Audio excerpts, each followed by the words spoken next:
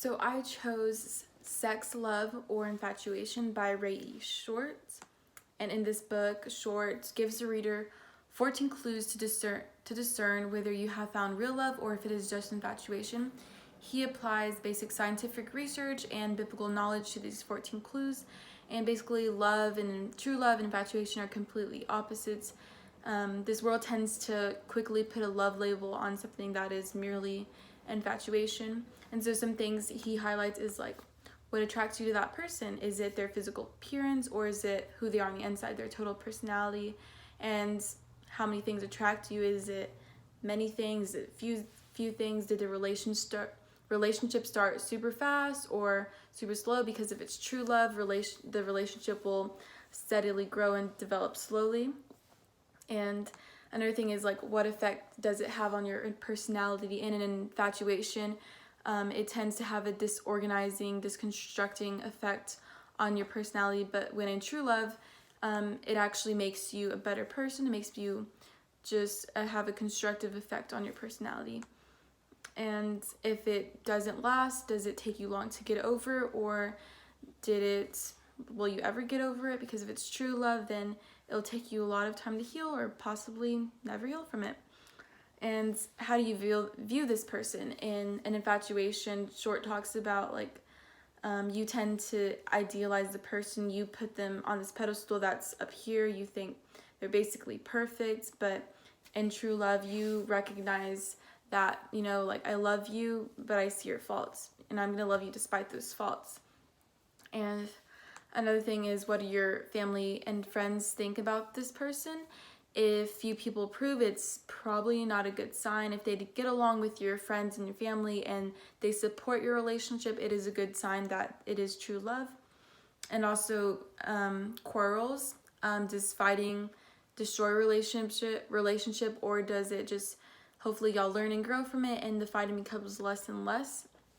Another thing about true love is it selfish or is it unselfish? Because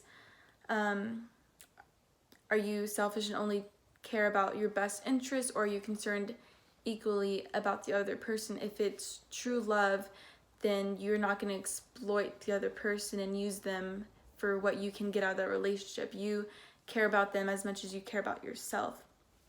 And so basically in true love, it's one person coming together. And he talks about love being a paradox where you give so much of your separate selves that you kind of embrace your true self.